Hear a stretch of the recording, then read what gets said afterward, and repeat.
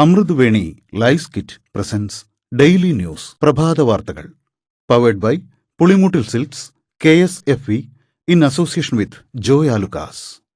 ഇത്തവണ ഫസ്റ്റ് അടിക്കില്ലേ നമ്മള്?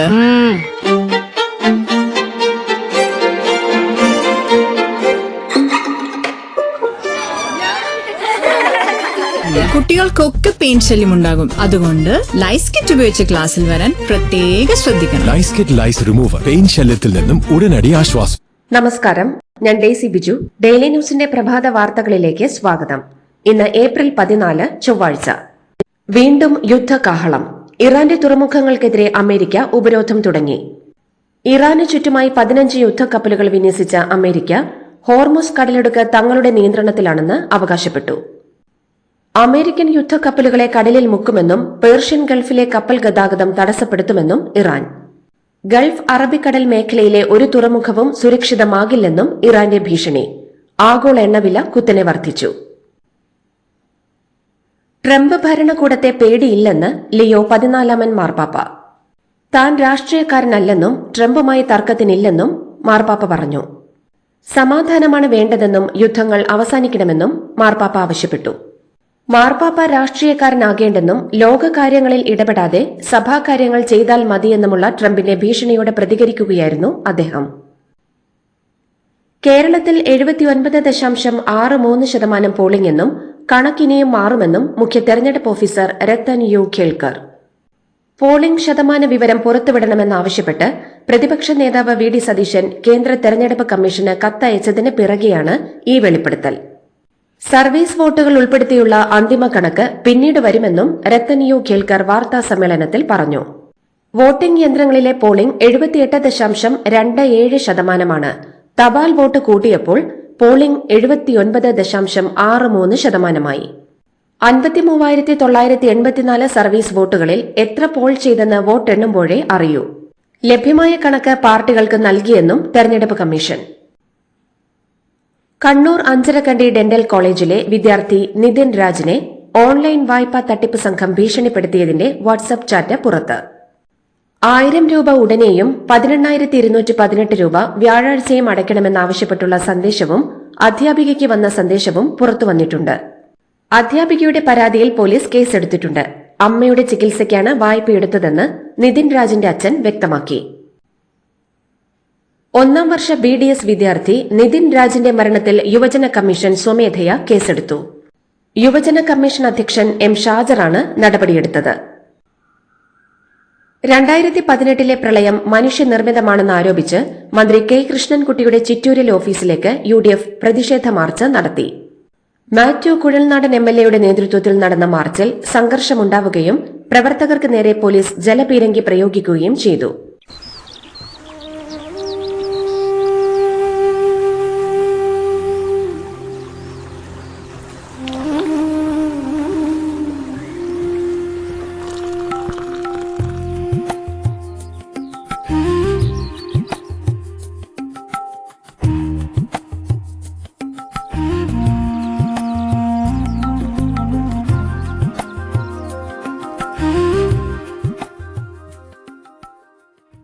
സീറോ മലബാർ സഭ major archbishop Mar Raphael തട്ടിലുമായി കൂടിക്കാഴ്ച നടത്തി BJP നേതാവ് ഷോൺ ജോർജ്.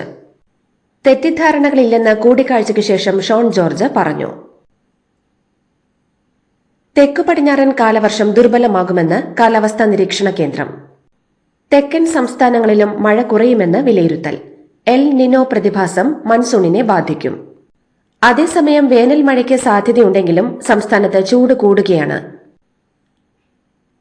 മുഖ്യമന്ത്രി പിണറായി വിജയന്റെ ഫോട്ടോയ്ക്ക് സ്വർണ്ണക്കള്ളൻ എന്ന അടിക്കുറിപ്പ് നൽകി സോഷ്യൽ മീഡിയയിൽ പ്രചരിപ്പിച്ചതിന് 19കാരനെതിരെ ലഹളയുണ്ടാക്കാൻ ശ്രമിച്ചതിന് കേസ്. അനുനന്ദ് പ്രിയദർശിനി ഓലായിക്കര എന്ന ഇൻസ്റ്റഗ്രാം പേജിലാണ് പോസ്റ്റിട്ടത്. മുഖ്യമന്ത്രിയെ അപകീർത്തിപ്പെടുത്തിയെന്ന് കണ്ണൂർ സൈബർ പോലീസ് എടുത്ത കേസിന്റെ FIRൽ പറയുന്നു. മതസ്പർദ്ധ വളർത്തുന്ന പ്രസ്താവന നടത്തിയെന്നാരോപിച്ച് reporter channel managing director Anto അഗസ്റ്റിനെതിരെ കളമശ്ശേരി പോലീസിൽ പരാതി. ഷാഫി പറമ്പിൽ MPക്കെതിരെ നടത്തിയ പ്രസ്താവന ചൂണ്ടിക്കാട്ടിയാണ് കളമശ്ശേരി നഗരസഭാ കൌൺസിലർ റിയാസ് വട്ടേക്കുന്നം പരാതി നൽകിയത്.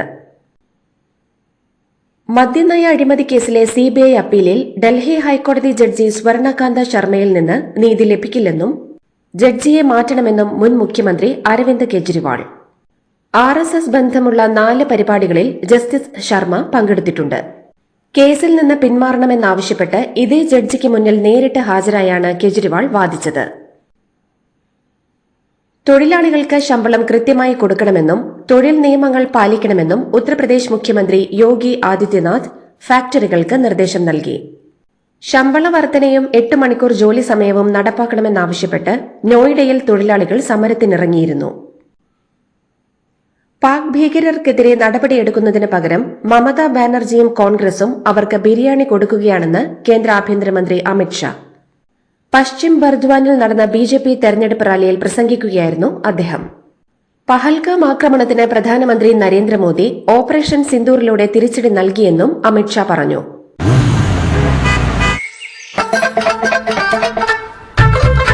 എല്ലാവർക്കും വന്നു ഡാൻഡ്രഫ്, എന്തു ചെയ്യും ചേട്ടാ? പേടിക്കണ്ട, ഇവിടുണ്ടല്ലോ ഡാൻഡ്രോഫിറ്റിൻ ഓയിൽ.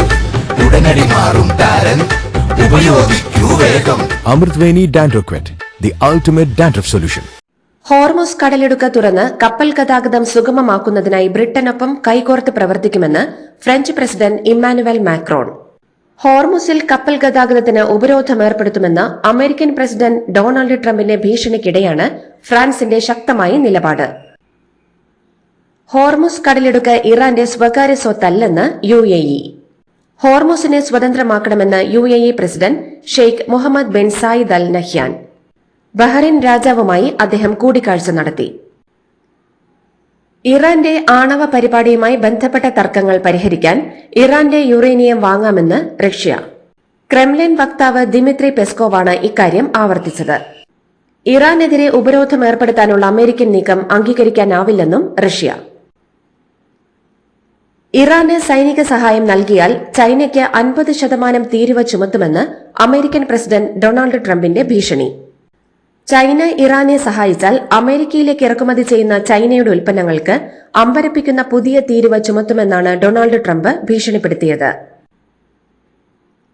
ഹോർമുസ് കടലിടുക്കിൽ ഇന്ത്യൻ കപ്പലുകൾക്ക് സംരക്ഷണം നൽകുമെന്ന് ഇറാൻ. കടലിടുക്കിൽ കപ്പൽ ഗതാഗതം പൂർണ്ണമായി തടയുമെന്ന അമേരിക്കൻ പ്രസിഡന്റിന്റെ പ്രഖ്യാപനത്തിന് പിറകെയാണ് ഇറാന്റെ ഈ പ്രതികരണം. സ്വയം യേശുവായി ചിത്രീകരിച്ച് അമേരിക്കൻ പ്രസിഡന്റ് ഡൊണാൾഡ് ട്രംപ് സാമൂഹ്യ മാധ്യമങ്ങളിൽ പോസ്റ്റ് പങ്കുവച്ചു. മാർപ്പാപ്പയെ വിമർശിച്ച ട്രംപ് രോഗശാന്തി നൽകുന്ന യേശുവായി ചിത്രീകരിച്ച AI ചിത്രമാണ് ട്രൂത്ത് സോഷ്യലിൽ പങ്കുവച്ചത്. നൈജീരിയയിലെ മാർക്കറ്റിൽ സൈന്യം നടത്തിയ വ്യോമാക്രമണത്തിൽ കുട്ടികളടക്കം 100-ലേറെ പേർ കൊല്ലപ്പെട്ടു. ഭീകരരാണ് കൊല്ലപ്പെട്ടതെന്നാണ് സൈന്യം പറയുന്നത്. ഇറാൻ US മധ്യസ്ഥ ചർച്ചകൾ പരാജയപ്പെട്ടതിന് പിറകെ പാക് പ്രധാനമന്ത്രി ഷഹബാസ് ഷെരീഫ് സൌദി അറേബ്യ സന്ദർശിക്കുന്നു. കിരീടാവകാശി മുഹമ്മദ് ബിൻ സൽമാന്റെ ക്ഷണപ്രകാരമുള്ള സന്ദർശനത്തിൽ പ്രാദേശിക അന്തർദേശീയ വിഷയങ്ങളും സാമ്പത്തിക പ്രതിരോധ സഹകരണവും ചർച്ചയാകും. കുവൈറ്റിൽ തൊഴിലുടമയുമായുള്ള തർക്കത്തെ തുടർന്ന് 400-ലധികം തൊഴിലാളികൾ സംഘടിച്ചു. സംഭവത്തിൽ Public Authority for Manpower തൊഴിലുടമയ്ക്കും കമ്പനി അധികൃതർക്കുമെതിരെ നടപടി സ്വീകരിക്കുകയും അന്വേഷണം ആരംഭിക്കുകയും ചെയ്തു. IPLൽ രാജസ്ഥാൻ റോയൽസിന് ആദ്യ തോൽവി. സൺറൈസേഴ്സ് ഹൈദരാബാദിനെതിരായ മത്സരത്തിൽ 57 റൺസിനാണ് തോറ്റത്. ടോസ് നഷ്ടപ്പെട്ട് ബാറ്റിംഗിനെത്തിയ ഹൈദരാബാദ് നിശ്ചിത ഓവറിൽ 6 വിക്കറ്റ് നഷ്ടത്തിൽ 216 റൺസാണ് നേടിയത്. 44 പന്തിൽ 91 റൺസെടുത്ത ഇഷാൻ കിഷന്റെ ഇന്നിംഗ്സാണ് ഹൈദരാബാദിനെ മികച്ച സ്കോറിലേക്ക് നയിച്ചത്. മറുപടി ബാറ്റിംഗിൽ രാജസ്ഥാൻ 19 ഓവറിൽ 159 റൺസിന് എല്ലാവരും പുറത്താവുകയായിരുന്നു. അരങ്ങേറ്റ മത്സരത്തിനിറങ്ങിയ ബൌളർമാരായ പ്രഫുൽ ഹിംഗെ, സാക്കിബ് ഹുസൈൻ എന്നിവരുടെ തകർപ്പൻ പ്രകടനമാണ് ഹൈദരാബാദിന് മികച്ച ജയം സമ്മാനിച്ചത്.